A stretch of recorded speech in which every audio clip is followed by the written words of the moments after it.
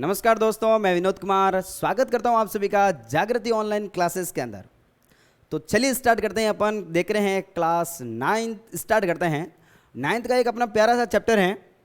सबसे पहले बात करेंगे अपन 9th क्लास की बात करेंगे तो इस 9th क्लास के अंदर अपने सिलेबस को 3 पार्ट के अंदर डिवाइड कर दिया।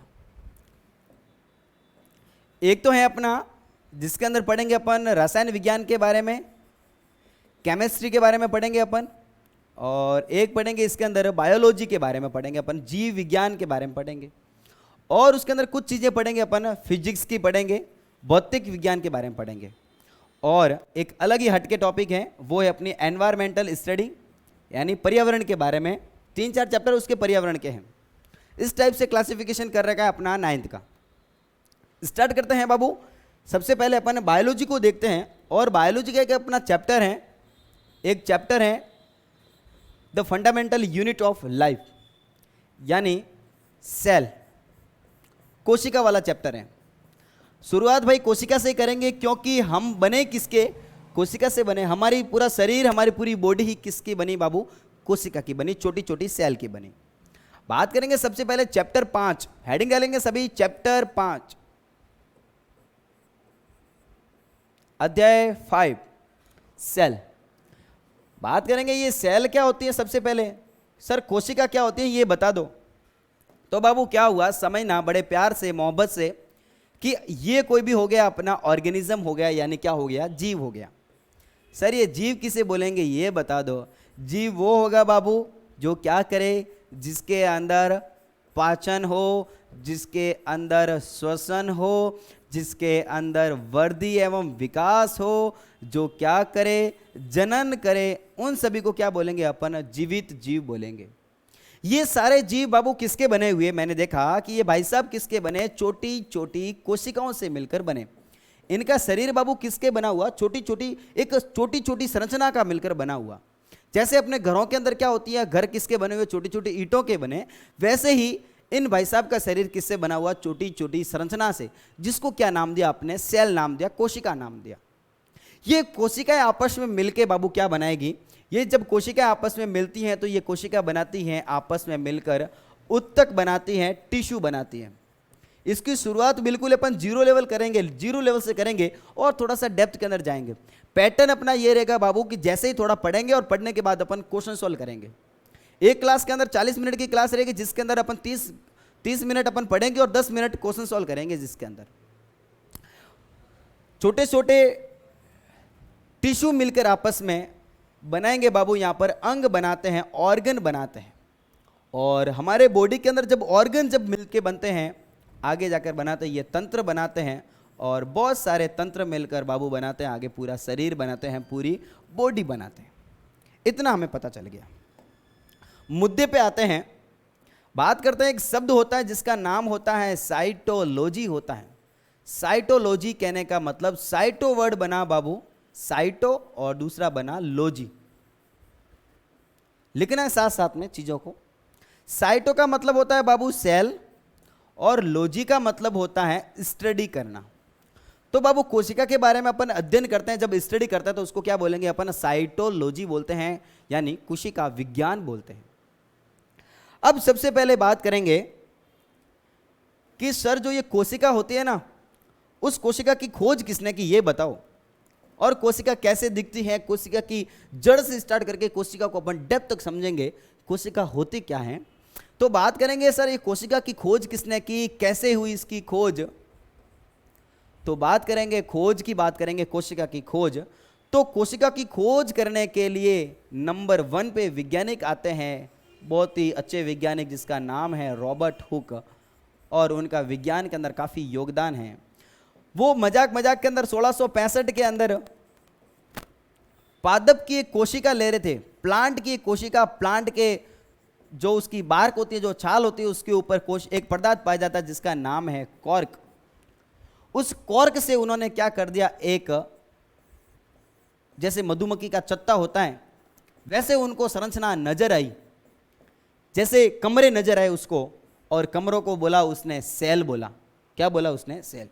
तो ये वर्ड कहां से आया? उसको लगा कि ये कमरे जैसी संरचना होती हैं, तो कहने का मतलब क्या हो गया, सबसे पहले कोशिका की खोज किसने की बाबू, रॉबर्ट हुक ने की।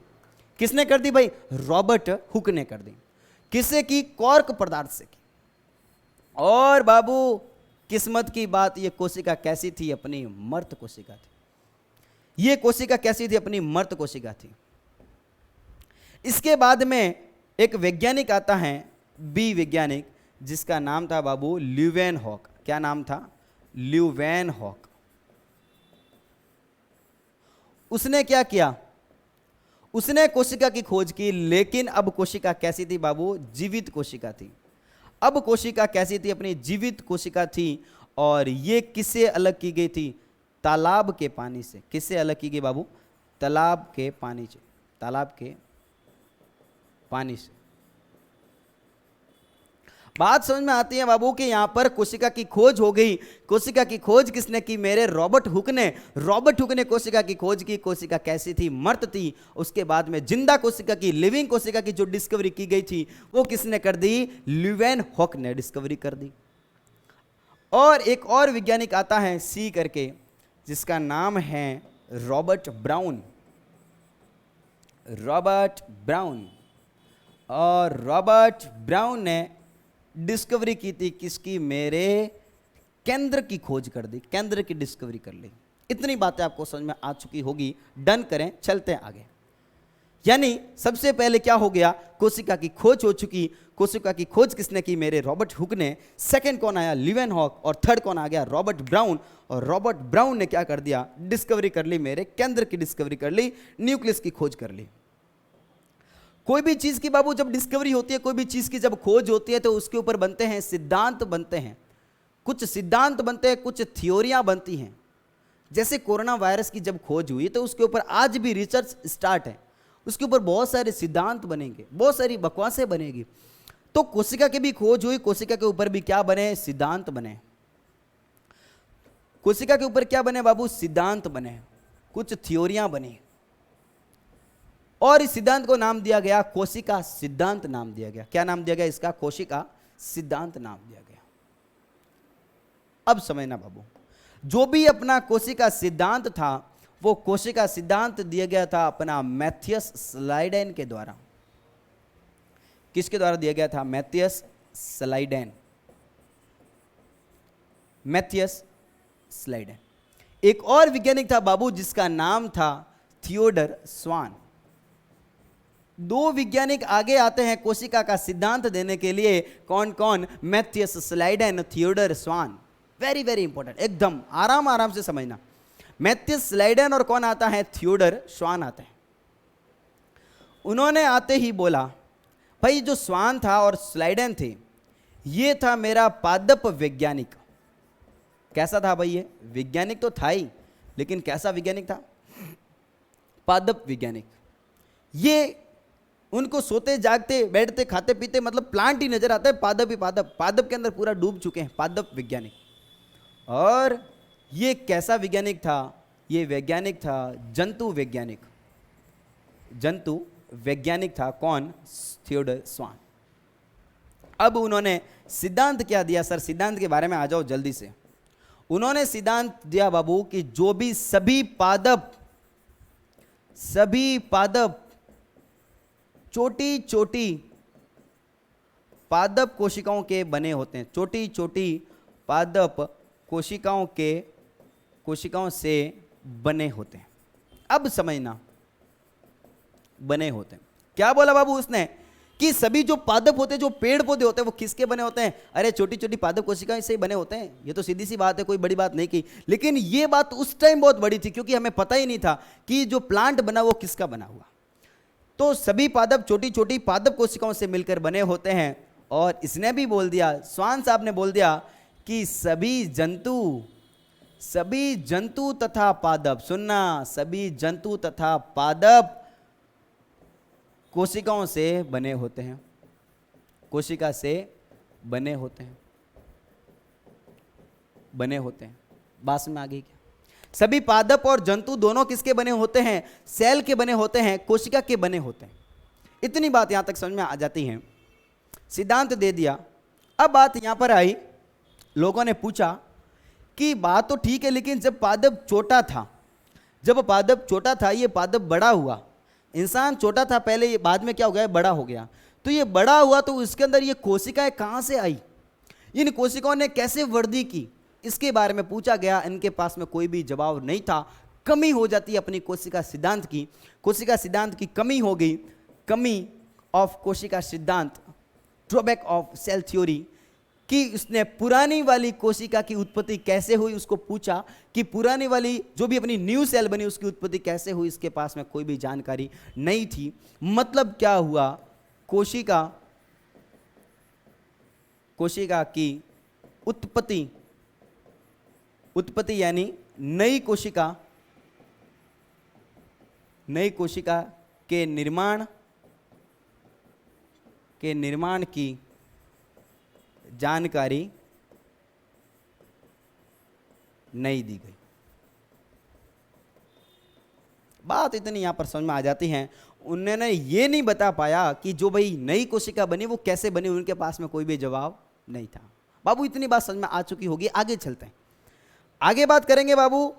उसके बाद में आ गया एक उसको सुधार करने के लिए कि तुमने तो कमी निकाल दी, अब मैं बताता हूं कि ये जो ग्रोथ कैसे हुआ, पेड़ पौधे की ग्रोथ कैसे हुई, इनके अंदर नई कोशिका कैसे बनी। इसके बाद में आया कमर कस के कौन, Rudolf Virchow, very very important. कौन आ गया भाई यहां पर, रुडोल्फ विर्चो। समझ में आ रहा है आपको, लाइक करें, शेयर करें जल्दी से, और पास में जो घंटे का जो बटन है वो दबाइए, आप प्रेस कीजिए, चैनल को सब्सक्राइब कीजिए। क्या हो गया, रुडोल्फ विर्चो। रुडोल्फ विर्चो ने बाबू आते ही उन्होंने एक नियम दिया, ओमनिस सेल्यूला ई सेल्यूला। क्या नाम, नियम क्या दिया उसने, ओमनी सेल्यूला ई सेल्यूला। क्या कहता है बाबू ये नियम, सुनना, कि जो भी अपनी होती है न्यू सेल, सुनना बाबू, मजेदार चीज सुनना, कि जो भी ये नई कोशिका बनी है, ये है अपनी न्यू सेल। ये जो नई कोशिका बनी है बाबू, ये नई कोशिका किससे बनी है, पुराने वाली कोशिका से तो बनी है। यानी जो ओल्ड सेल होती हैं, उस ओल्ड सेल के अंदर, पुरानी वाली कोशिका के अंदर कुछ ऐसा हुआ होगा, कुछ ऐसा डिवीजन हुआ होगा, उस डिवीजन के दौरान क्या होगी, ये दो नई कोशिका बनेगी। यानी पुरानी वाली कोशिका से ही बनती है नई कोशिका। जो जानकारी वो कोशिका सिद्धांत नहीं दे पाया था, वही जानकारी दी दी किसने, रुडोल्फ विर्चो ने, ओमनी सेलुला ई सेलुला। यानी क्या हो गया, यानी नई कोशिकाओं की उत्पत्ति, वेरी वेरी इंपॉर्टेंट, नई कोशिका की उत्पत्ति, बहुत बढ़िया। नई कोशिका की उत्पत्ति पुरानी कोशिका से होती हैं, पुरानी कोशिका से होती हैं, कोशिका विभाजन द्वारा होती हैं, पुरानी कोशिका से कोशिका विभाजन द्वारा होती हैं, सेल डिवीजन, कोशिका विभाजन द्वारा होती हैं, विभाजन द्वारा होती है। इतनी बातें समझ में आ जाती हैं। यहां पर रुडोल्फ विर्चो आया, रॉबर्ट हुक आया, ल्यूवेन हॉक आया, डिस्कवरी कर ली, सेल के ऊपर थ्योरियां बनी। थ्योरियां बनाने के लिए आते हैं दो वैज्ञानिक, कौन आते हैं, Theodor Matthias Schleiden, Theodor Schwann. उन्होंने थ्योरियां तो दे दी, सिद्धांत तो दे दिए, लेकिन उन्होंने बाबू ये नहीं बताया कि कोशिका की उत्पत्ति कैसे होती है, नई वाली कोशिका कैसे बनती हैं। उसके बाद में कौन आया, मेरा रुडोल्फ विर्चो। रुडोल्फ विर्चो ने आते ही एक नियम दे दिया, ओमनी सेलुला ई सेलुला, जिसका मतलब होता है कि नई कोशिका की उत्पत्ति किससे होगी बाबू, पुरानी वाली कोशिका से होती है। इतनी बातें समझ में आ चुकी हैं, चलते हैं आगे। कोशिका की एक संरचना को देखते हैं, कोशिका दिखने में कैसी होती हैं। मैं यहां पर बनाता हूं बाबू, एक स्ट्रक्चर बनाता हूं सेल की, यह हो गई।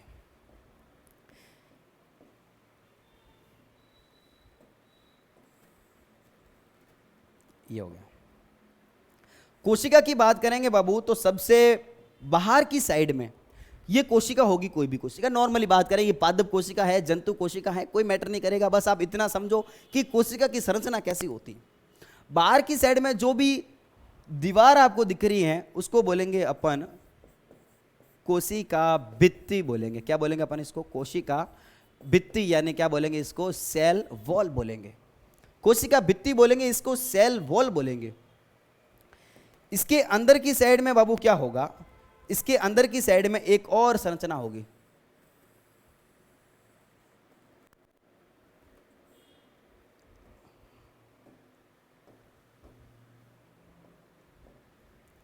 इसके अंदर की साइड में बाबू एक और पतली सी एक परत होगी, एक झिल्ली होगी, जिसको बोलेंगे अपन कोशिका झिल्ली बोलेंगे। क्या बोलेंगे भाई? कोशिका झिल्ली बोलेंगे। तो ये क्या होगी? अपनी कोशिका झिल्ली होगी। यहां तक आपको बात समझ में आ रही होगी। यानी सबसे बाहर की साइड में जैसे अपना कमरा है, सेल होता है, सेल है ना, जो भी अपना कमरा होता है, उस कमरे की जो दीवारें क्या कहलाती है? यहां पर कोशिका की दीवारें यानी कोशिका की भित्ति कहलाएगी।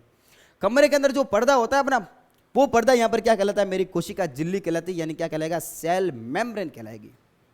और उसके अंदर जो पानी पानी होता है बाबू, जो फ्लूड होता है, जो फ्लूड होता है, जो फ्लूड अंदर की साइड में एक पानी पानी होता है पूरा, उस पानी को बाबू अपन क्या बोलेंगे? यहां पर साइटोप्लाज्म बोलेंगे, यानी क्या बोलेंगे? कोशिका द्रव्य बोलेंगे। कोशिका द्रव्य यानी साइटोप्लाज्म, साइटोप्लाज्म बोलेंगे, कोशिका द्रव्य बोलेंगे। और उसके अंदर क्या होगा? एक बड़ी सी संरचना, एक इंपॉर्टेंट महत्वपूर्ण संरचना होगी, जिसको क्या बोलेंगे अपन बाबू? न्यूक्लियस बोलेंगे, यानी क्या बोलेंगे? इसको केंद्रक बोलेंगे, न्यूक्लियस, न्यूक्लियस। इतनी बातें समझ में आ गई होगी। एक बार वापस बताना जल्दी से, जो भी कमरे की दीवारें हैं उसी टाइप से कोशिका की दीवार को क्या बोलेंगे अपन? सेल वॉल बोलेंगे, यानी कोशिका भित्ति बोलेंगे। अंदर की साइड में एक झिल्ली क्या कहलाएगी? मेरी कोशिका झिल्ली कहलाएगी। जो भी अंदर की साइड में जो पानी पानी होगा, जो फ्लूड होगा, that is known as cytoplasm कहलाएगा, वो कोशिका द्रव्य कहलाएगा। और बड़ी सी संरचना होगी जिसको क्या बोलेंगे अपन? यहाँ पर केंद्रक बोलेंगे, यानी क्या बोलेंगे अपन? इसको न्यूक्लियस बोलेंगे। और सुनना, इसके अंदर संरचनाएं होती हैं, छोटी छोटी संरचनाएं होती हैं, उसके अंदर छोटी छोटी संरचनाएं होती हैं, कुछ अंग पाए जाते हैं, उसके अंदर अंग पाए जाते हैं, ये कहलाते हैं बाबू सेल ऑर्गन, यानी कोशिकांग कहलाएंगे। ये क्या कहलाएंगे? कोशिकांग कहलाते हैं। ये कोशिकांग कहलाते हैं, यानी सेल ऑर्गेनल्स कहलाते हैं। ये एक संरचना होगी, पूर्ण कोशिका की संरचना होगी। ये पादप कोशिका, जंतु कोशिका, ये मैटर नहीं करती। और बाबू सुनना कि यहां पर एक रिक्तिका पाई जाती है, एक ऐसा जगह पाई जाती है, उसके अंदर एक खाली स्थान पाया जाएगा, एक खाली स्थान पाया जाएगा जिसके अंदर कुछ भी नहीं होगा। इसको क्या बोलेंगे अपन? रिक्तिका बोलेंगे, रिक्तिका। रिक्तिका कहने का मतलब क्या हो गया? वैक्यूल। ये रिक्तिका नहीं है, रिक्तिका, रिक्तिका वैक्यूल, खाली स्थान होगा, एम्प्टी स्पेस होगा, इसको क्या बोलेंगे अपन? वैक्यूल बोलेंगे, रिक्तिका बोलेंगे। चलते हैं आगे। अब बात आती है बाबू कि सेल के साइज एंड शेप के बारे में बात करेंगे। कोशिका अब खोज होगी, सर ये बताओ कोशिका बड़ी कितनी होती है, छोटी कितनी होती है, यानी कोशिका का आकार कैसा होता है, इसके बारे में समझाइए। तो चलते हैं आगे बाबू, बात करते हैं सेल के साइज और शेप के बारे में। कोशिका का आकार तथा आकृति, वेरी वेरी इंपॉर्टेंट। कोशिका का आकार एंड आकृति, आकार और आकृति की बात करेंगे बाबू। यहां पर सबसे पहले बात करेंगे आकार की, बात करेंगे। आकार कहने का मतलब क्या हो गया? सेल की साइज के बारे में बात करेंगे। सेल की साइज कैसी होती हैं, कितनी होती हैं, तो समझना। सबसे पहले बात करेंगे कि जो भी अपनी बाबू कोशिका होगी, जरूरी नहीं है कि वो कोशिका हमेशा बड़ी ही होगी। ये कोशिका हो सकती है मेरी छोटी हो सकती है, ये हो सकती है मेरी लंबी हो सकती है, बड़ी हो सकती है, ये कुछ भी हो सकती है। कहने का मतलब सेल की साइज फिक्स नहीं होती, हर कोशिका की साइज अलग अलग होती हैं। बात करूंगा मैं सबसे छोटी कोशिका की। सबसे छोटी कोशिका, सबसे छोटी कोशिका होती है बाबू कौन सी? सबसे छोटी कोशिका होती है माइकोप्लाज्मा। माइकोप्लाज्मा, जो माइकोप्लाज्मा की जो बाबू कोशिका होती है वो होती है सबसे छोटी कोशिका, जिसका आकार होता है 0.1 से 0.3 माइक्रोमीटर। सबसे छोटी कोशिका माइकोप्लाज्मा की। बात करूंगा मैं बाबू सबसे बड़ी कोशिका की। वेरी वेरी इंपॉर्टेंट चीज है ये, वेरी वेरी इंपॉर्टेंट। बात करूंगा मैं सबसे बड़ी कोशिका, सबसे बड़ी कोशिका। ये सारी चीजें आपके बुक के अंदर दे रखी है। सबसे बड़ी कोशिका, सबसे बड़ी कोशिका होती है बाबू शुतुरमुर्ग का अंडा। जो शुतुरमुर्ग होता है उसका जो अंडा होता है वो होती है सबसे बड़ी कोशिका। शुतुरमुर्ग का अंडा सबसे बड़ी कोशिका होती है। बात करूंगा सबसे लंबी कोशिका की, बात करूंगा सबसे छोटी कोशिका कौन सी होगी? एक बार वापस शांति के लिए, कौन सी होगी? माइकोप्लाज्मा, सबसे छोटी कोशिका। सबसे बड़ी कोशिका कौन सी होगी बाबू? सबसे बड़ी कोशिका होगी कौन सी? शुतुरमुर्ग का अंडा। सबसे लंबी कोशिका की बात करूंगा तो सबसे लंबी कोशिका होगी बाबू कौन सी? सबसे लंबी कोशिका, सबसे लंबी कोशिका की बात करेंगे तो सबसे लंबी कोशिका होती है कौन से? तंत्रिका कोशिका, जो दिमाग के अंदर होती है, माइंड के अंदर ना, तंत्रिका कोशिका अपने तंत्रिका तंत्र के अंदर होती है, तंत्रिका कोशिका यानी नर्व सेल। ठीक है। और मैं बात करूं बाबू जीवाणु की कोशिका की बात करूं, बैक्टीरिया की कोशिका की बात करूं, तो उसका आकार होता है 3 से 5 माइक्रोमीटर। और मैं बात करूं अगर मेरे आरबीसी की बात करूं, सर ये आरबीसी क्या होती है? लाल रक्त कणिका, खून के अंदर जो कण पाए जाते हैं वो, और जो लाल रक्त कणिका होती है उसका आकार कितना होता है? 7 माइक्रोमीटर। कहने का मतलब बाबू ये हुआ कि जो भी अपनी कोशिका होगी उसका आकार फिक्स नहीं होता, इसका आकार बदलता रहता है, इसका आकार बदलता रहता है। सेल का आकार फिक्स नहीं होता। आकार के बारे में बात की, वेरी वेरी इंपॉर्टेंट। तो क्वेश्चन आ जाता है सबसे छोटी कोशिका कौन सी होगी?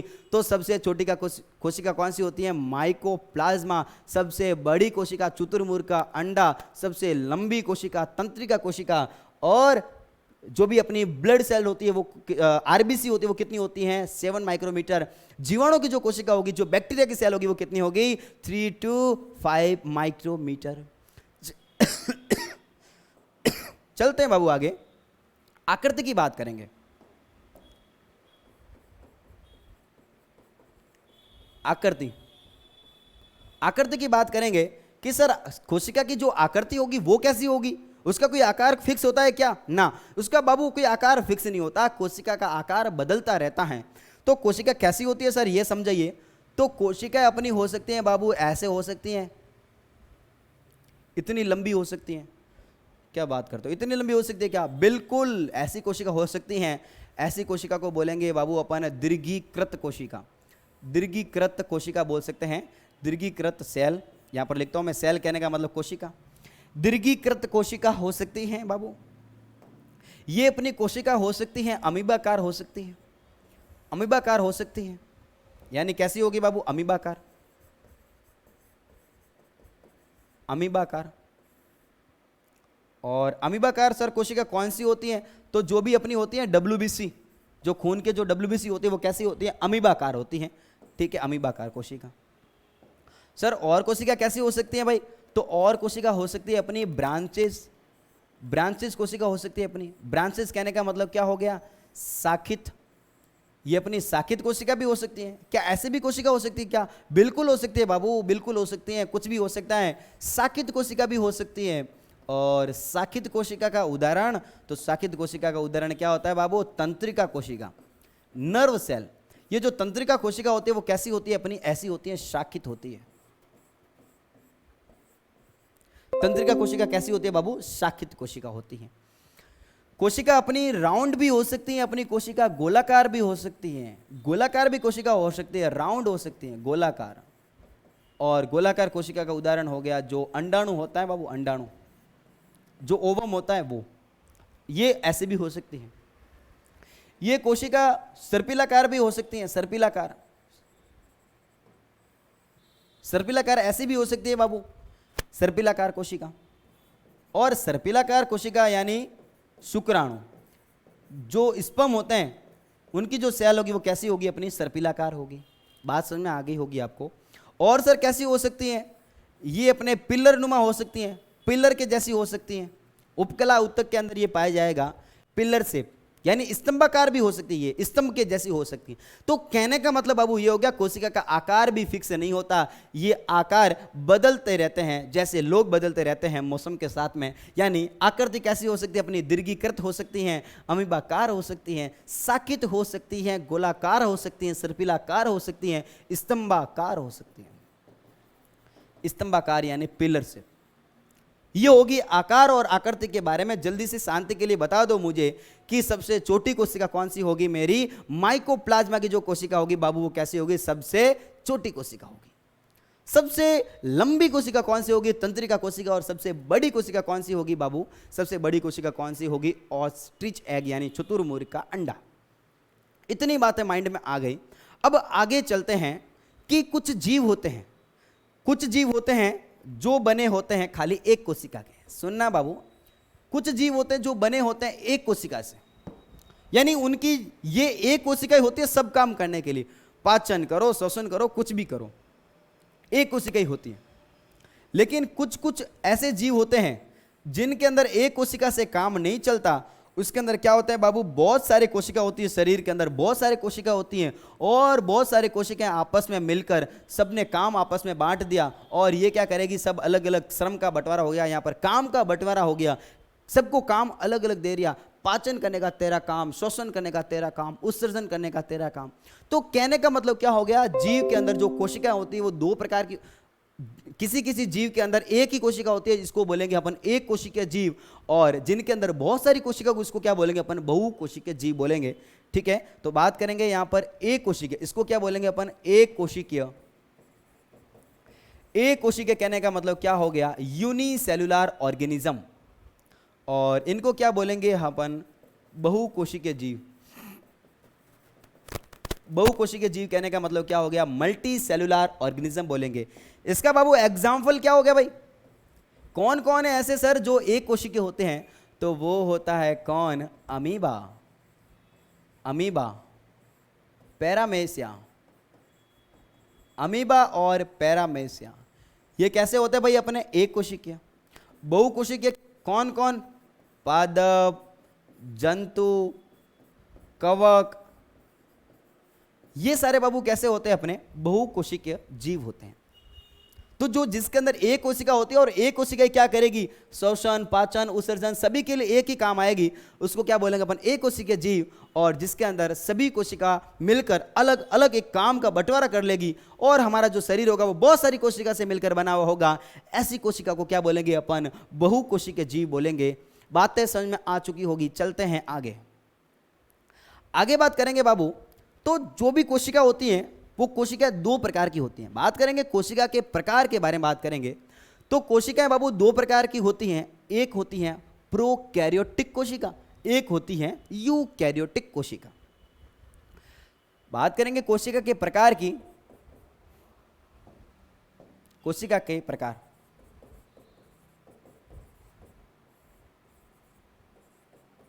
कोशिका के प्रकार, टाइप्स ऑफ सेल। तो बाबू सेल होती है दो प्रकार की, एक होती है अपनी कौन सी, प्रोकैरियोटिक कोशिका, प्रोकैरियोटिक कोशिका, और दूसरी कौन सी होगी बाबू, यूकैरियोटिक कोशिका, यूकैरियोटिक कोशिका। इसको बोलेंगे अपन असीम केंद्र की, इसको बोलेंगे अपन ससीम केंद्र की। अब ये बात समझने लायक है सारी चीजें, और अगर आपको ये चीज समझ में आ गई, आपको रटने की जरूरत नहीं है, समझना चीजों को बिल्कुल ही आसान भाषा के अंदर। क्या होता है डिफरेंस यूकैरियोटिक कोशिका के अंदर और प्रोकैरियोटिक कोशिका के अंदर, इतना समझना बाबू कि जो भी अपना प्रो मतलब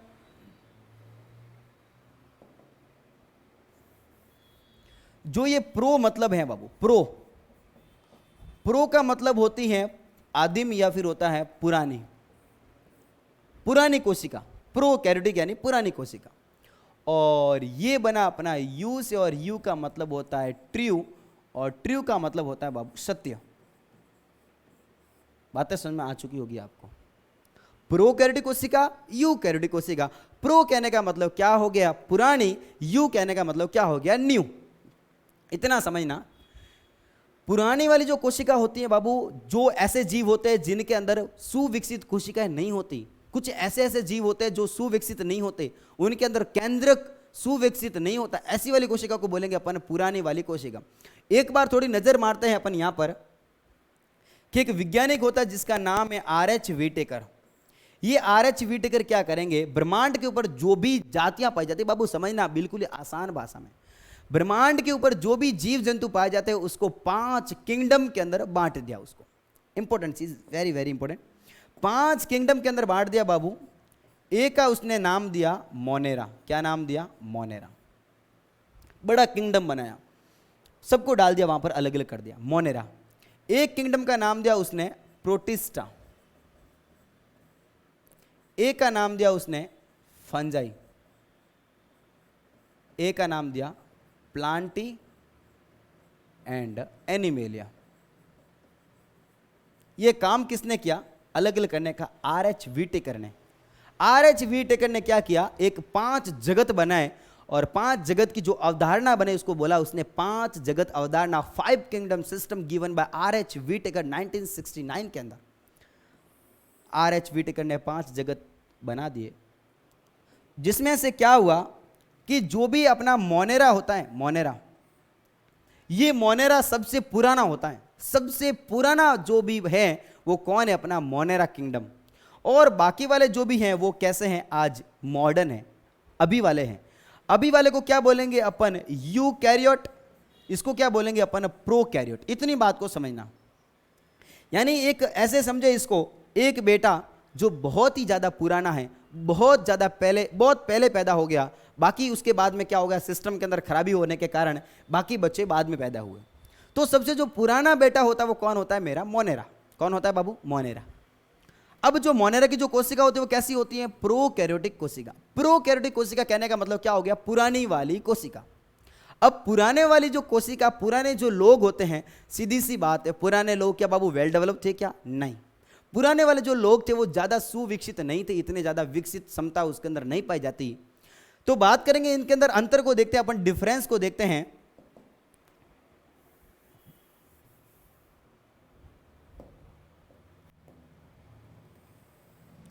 सबसे पहले देखेंगे इसकी साइज की बात करेंगे बाबू, साइज की। साइज पुरानी वाली जो कोशिका होती हैं वो कैसी होती हैं, बहुत ज़्यादा छोटी होती हैं। पुराने वाले लोग हैं भाई, छोटी कोशिका होगी उसके अंदर। अभी जो भी सेल होती है वो उसके अंदर जो कोशिका होगी वो इसकी तुलना में कैसी होती है, थोड़ी सी बड़ी कोशिका होती है। सेकेंड बात करेंगे उसके केंद्रक की बात करेंगे, केंद्रक। केंद्रक बाबू, केंद्रक क्या होता है, अभी देखा हमने सेल के अंदर ये जो स्ट्रक्चर पाए जाते हैं इसको क्या बोलेंगे अपन, केंद्रक बोलेंगे। और यही होता है सबसे मोस्ट वेरी वेरी इंपॉर्टेंट संरचना होती है, सबसे महत्वपूर्ण। सेल का कंट्रोलर, सेल का डायरेक्टर, सेल का प्रिंसिपल, सबको जो भी होगा वो कौन होगा, अपना न्यूक्लियस होगा, केंद्रक ही होगा। तो सीधी सी बात है बाबू, जो भी केंद्रक होगा, क्या इसका पुराने वाले लोगों के अंदर सुविकसित केंद्रक होगा क्या, नहीं होगा। सुविकसित केंद्रक वहां पर नहीं होता है, झिल्ली वाला केंद्रक वहां पर नहीं होता है। यानी यहां पर मैं लिख दूं, केंद्रक कैसा होगा, यहां पर सुविकसित, सुविकसित केंद्रक, केंद्रक अनुपस्थित। यहां पर बाबू सुविकसित केंद्रक उपस्थित नहीं होगा। इसके अंदर जो भी अपना केंद्रक होगा वह कैसा होगा, विकसित होगा। सुविकसित केंद्रक, समझना बिल्कुल आराम आराम से, सुविकसित केंद्रक उपस्थित। वेल डेवलप केंद्रक क्या होगा, इसके अंदर उपस्थित होगा, एकदम अच्छे से केंद्रक होगा। और सुनना बाबू, केंद्रक है और केंद्रक के चारों ओर झिल्ली पाई जाती है, जिसको बोलेंगे अपन केंद्रक झिल्ली। क्या बोलेंगे अपन इसको, केंद्रक झिल्ली कहते हैं, केंद्रक झिल्ली। तो बात करेंगे यहां पर केंद्रक झिल्ली की बात करेंगे, केंद्रक झिल्ली। क्या यहां पर केंद्रक झिल्ली होगी बाबू, क्या, अबे केंद्रक ही नहीं है भाई, तो केंद्रक झिल्ली यहां पर नहीं होगी। तो बात आ गई यहां पर केंद्रक झिल्ली कैसी होती है, अनुपस्थित होती हैं। केंद्रक झिल्ली अनुपस्थित होती हैं, जगह की अभाव के कारण है। यहां पर मैं लिख रहा हूं शॉर्ट के अंदर, आपको लिखना है केंद्रक झिल्ली अनुपस्थित, चीजों को समझना है बस। केंद्रक झिल्ली इसके अंदर क्या होगी, अनुपस्थित होगी। और सीधी सी बात है, इसके अंदर क्या होगी, केंद्रक झिल्ली क्या होगी बाबू, उपस्थित होगी।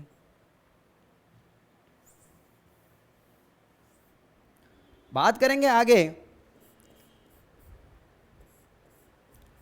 झिल्ली युक्त कोशिकांग की बात करता हूं मैं, झिल्ली युक्त कोशिका। सर ये क्या मांजरा होता है, झिल्ली युक्त कोशिकांग, झिल्ली युक्त कोशिकांग, झिल्ली युक्त कोशिकांग। बाबू ये क्या होते चीज, समझना इसको। जो भी अपनी सेल पाई जाती हैं, कोशिका पाई जाती है, उस कोशिका के अंदर ये पाया जाता है अपना बड़ा सा ऑर्गन, इंपॉर्टेंट ऑर्गन, कौन सा, केंद्रक। और उसके अंदर मैंने बताया क्या पाए जाते हैं, कोशिका के क्या पाए जाते हैं, अंग पाए जाते हैं। कोशिका के जो अंग पाए जाते हैं बाबू, उनके चारों ओर झिल्ली होती है, एक मेम्ब्रेन होती है। वो मेम्ब्रेन प्रोकैरियोटिक जो कोशिका होती है, उनके अंगों के जो भी उनके अंदर कोशिकांग पाए जाते हैं, उनके चारों ओर मेम्ब्रेन वहां पर नहीं होगी। यानी प्रोकैरियोटिक कोशिका के अंदर झिल्ली युक्त कोशिकांगों का यहां पर क्या होगा, अभाव होगा।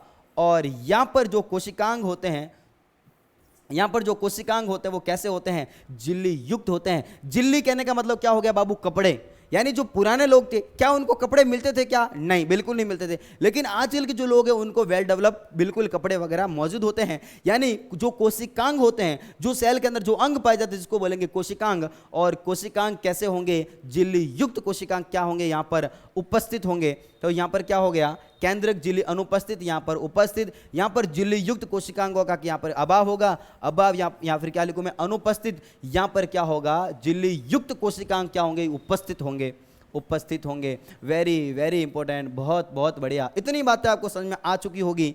तो चलते हैं बिना किसी टाइम वेस्ट के आगे, बात करेंगे राइबोसोम की, बात करेंगे बाबू, राइबोसोम।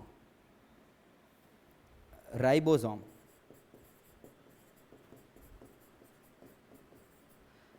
ये राइबोसोम क्या होता है बाबू, इसको समझना। राइबोसोम एक ऐसी स्ट्रक्चर होती है सेल के अंदर, सबसे प्यारी स्ट्रक्चर आज के बाद कौन सी होगी, राइबोसोम। इतना समझना, सबसे प्यारी स्ट्रक्चर कौन सी होगी बाबू सेल के अंदर, राइबोसोम। ये ऐसा होता है राइबोसोम। ये राइबोसोम करता क्या है बाबू, ये राइबोसोम बनाता है मेरी कोशिका के लिए, मेरे सेल के लिए प्रोटीन बनाता है। इतनी बात समझना, ये प्रोटीन बनाता है, तभी तो मैं इसको क्या बोलता हूं, प्रोटीन की फैक्ट्री बोलता हूं, प्रोटीन की मशीन बोलता हूं मैं। प्रोटीन बनाने वाली फैक्ट्री कौन सी होगी मेरी, राइबोसोम। कौन सी होगी बाबू, राइबोसोम। जो भी अपना राइबोसोम होगा वो बाबू, राइबोसोम होते हैं दो प्रकार के। एक तो होता है कौन सा, 70S, एक होता है कौन सा, 80S। इतना समझो, राइबोसोम प्रोटीन बनाने वाला, एक तो 70 रुपए वाला और दूसरा कितने रुपए वाला, 80 रुपए वाला। तो मैं जब राइबोसोम की बात करता हूं बाबू समझना, तो यहां पर मुझे जल्दी से बता दो, टिक करा दो कि राइबोसोम, सीधी सी बात है, यहां पर कौन सा वाला राइबोसोम होगा, पुरानी वाली कोशिका है तो राइबोसोम यहां पर कौन सा होगा बाबू, सीधी सीधी बात है, जल्दी से बता दो कौन सा होगा, 70 रुपए वाला राइबोसोम होगा। और यहां पर जो राइबोसोम होगा बाबू वो कौन सा होगा, सीधी सीधी बात है, कौन सा होगा भाई, 80S राइबोसोम होगा। यहां पर 80S राइबोसोम होगा। सर यहाँ पर 80S भी होता है और साथ साथ में 70S भी होता है। हाँ, यूकैरियोटिक कोशिका के अंदर, वेरी वेरी इंपॉर्टेंट, यूकैरियोटिक कोशिका के अंदर 70S के साथ साथ में 80S राइबोसोम उपस्थित होता है। और उसके अंदर कौन सा होता है, केवल और केवल 70S राइबोसोम उपस्थित होता है। और 70S इसमें किस में होगा, हरित लवक के अंदर। हरित लवक के अंदर, सब जगह नहीं होगा, केवल कहां पर होगा, हरित लवक के अंदर। और कहां पर होगा, मेरे माइटोकॉन्ड्रिया में। कहां पर होगा, मेरे माइटोकॉन्ड्रिया के अंदर। और ध्यान देना, माइटोकॉन्ड्रिया को प्यार मोहब्बत से अपन क्या बुलाएंगे, एमटी बुलाएंगे, एमटी, माइटोकॉन्ड्रिया। इतनी बातें आपको समझ में आ चुकी होगी। आगे चलते हैं, एक बार जल्दी जल्दी से देख लेते हैं। बात करेंगे प्रोकैरियोटिक कोशिका और यूकैरियोटिक कोशिका की बात करेंगे बाबू। प्रोकैरियोटिक कोशिका यानी क्या हो गया, पुरानी वाली कोशिका, और यूकैरियोटिक कोशिका कहने का मतलब क्या हो गया, नई वाली कोशिका, अभी वाली कोशिका। जो भी प्रोकैरियोटिक पुरानी वाली कोशिका होती है वो कैसी होती है, साइज के अंदर छोटी होती है। ये कैसी होती है बाबू, बड़ी होती है। केंद्रक इसमें क्या होगा, अरे भाई पुरानी वाली कोशिका है तो बाबू सुविकसित केंद्रक इसमें नहीं होगा। इसमें सुविकसित केंद्रक क्या होगा, उपस्थित होगा। और केंद्रक झिल्ली इसमें उपस्थित नहीं होगी, इसमें अनुपस्थित होगी। इसमें केंद्रक झिल्ली, केंद्रक झिल्ली कहने का मतलब क्या हो गया, केंद्रक के चारों ओर जो झिल्ली पाई जाती है क्या बोलेंगे इसको, केंद्रक झिल्ली। इसमें क्या होगी बाबू, वो उपस्थित होगी। झिल्ली युक्त कोशिकांग, झिल्ली वाले कोशिकांग इसमें क्या होंगे, अभाव होंगे यानी अनुपस्थित होंगे। और इसमें झिल्ली वाले कोशिकांग एकदम बिल्कुल कपड़े वगैरह पहने हुए ऐसे कोशिकांग यहाँ पर उपस्थित होंगे। बात करेंगे राबुडे की, बात करेंगे राइबोसोम की, बात करेंगे तो जो भी अपना राइबोसोम होगा बाबू वो कौन सा होगा, यहाँ पर 70 रुपए वाला। और यहाँ पर कौन सा होगा, 70 के साथ साथ में कौन सा होगा, 80S राइबोसोम अपना मौजूद होगा। बात करेंगे, आगे चलते हैं, और भी डिफरेंस देखते हैं, और भी अंतर देखते हैं उसके बीच में। और बात करेंगे उसके अंदर पाए जाने वाले क्रोमोसोम की बात करेंगे। क्रोमोसोम, क्रोमोसोम बाबू, ये क्रोमोसोम क्या होता है, क्रोमोसोम कहने का मतलब होता है गुणसूत्र। सेल के अंदर, सेल के न्यूक्लियस के अंदर, अच्छे से बनाते हैं थोड़ा, ये सेल और सेल के अंदर ये क्या हो गया बाबू, केंद्रक हो गया। उस केंद्रक के अंदर एक स्ट्रक्चर पाई जाती है जिसको बोलेंगे अपन क्रोमोसोम बोलेंगे, गुणसूत्र बोलेंगे। इस गुणसूत्र की जो संरचना होगी वो गुणसूत्र इसके अंदर कितना पाया जाएगा, समझना, उसके अंदर पाया जाएगा बाबू, देखो सुना, उसके अंदर पाया जाएगा एक पाया जाएगा, और वो भी कैसा होगा, अपना असत्य गुणसूत्र होगा। खाली एक होगा और वो भी कैसा होगा, अपना असत्य गुणसूत्र होगा। और बाबू इसके अंदर ध्यान देना, उसके अंदर अनेक गुणसूत्र पाए जाएंगे, अनेक, एक से ज्यादा गुणसूत्र पाए जाएंगे, सत्य गुणसूत्र यहां पर पाए जाएंगे। इतनी बातें आपको समझ में आ चुकी होगी। आगे और भी बहुत सारे अंतर हैं, लेकिन आपके 9th क्लास तक ये अंतर सफिशिएंट है। और आगे बात करेंगे बाबू, इसके एग्जाम्पल की बात करेंगे, उदाहरण की बात करेंगे। उसके कौन कौन से उदाहरण है, तो मैंने बता दिया था बाबू कि जो भी अपना था, कौन, जल्दी से बता दो मुझे, कौन था भाई? प्रोटिस्टा। जो भी Monera, protista, fungi, Plantae, animalia, ये 5 मैंने बताए थे किंगडम। उसमें से जो पुराना वाला था वो कौन था? पुराना वाला कौन था? जल्दी से बता दो कौन था? मोनेरा। तो एग्जाम्पल क्या हो गया बाबू यहां पर? मोनेरा। बहुत बहुत बढ़िया। जो मोनेरा की जो सेल होती है बाबू, वो कैसी होती है? अपनी प्रोकैरियोटिक कोशिका होती हैं। और इसके अंदर क्या हो गया? बाकी वाले सारे कौन कौन सा? प्रोटिस्टा, प्रोटिस्टा, और कौन सा? प्रोटिस्टा, फंजाई, प्लांटी, और कौन सा हो गया बाबू? एनिमेलिया। ठीक है, ये कैसे होते हैं? यूकैरियोटिक कोशिका के अंदर आते हैं। शायद आशा करते हैं आपको इतना समझ में आ चुका होगा। ठीक है, आपके जितने भी जो भी पढ़ा जाता है बाबू, उसको क्या करेंगे? साथ साथ में नोट करेंगे। आप साथ साथ में नोट करेंगे, और नोट करने के बाद अगर आप उसको 10 या 15 मिनट, बस जो भी आपको पढ़ाया जाता है उसको आपको घर जाके या जहाँ पे आप बैठे हो उसको आपको पढ़ना जरूरी है। अगर आप घर जाके या फिर आप नहीं पढ़ते हो तो कोई भी मतलब नहीं है। साक्षात यहाँ पर वर्मा जी भी आ जाएंगे, फिर भी आपको कोई भी घोट के नहीं पिला सकता। जो भी पढ़ाया जाता है उसको साथ साथ में नोट करेंगे। नोट करने के बाद आपको घर जाके सरसरी नज़रों से देखना है उसको, बस एक बार उसको देखना है, आपको 100% समझ में आ जाएगा। बात करेंगे बाबू, आगे चलते हैं, आगे चलते हैं। पादप कोशिका और जंतु कोशिका के बीच में अंतर को देखते हैं, डिफरेंस देखते हैं अपन पादप कोशिका और जंतु कोशिका के बीच में। पादप कोशिका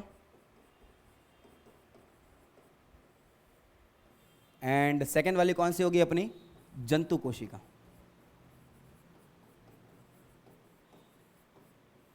पादप कोशिका और जंतु कोशिका के बीच में अंतर को देखेंगे कि जो पादप की सेल होगी वो कैसी होगी, जंतुओं की कोशिका होगी वो कैसी होगी। समझना,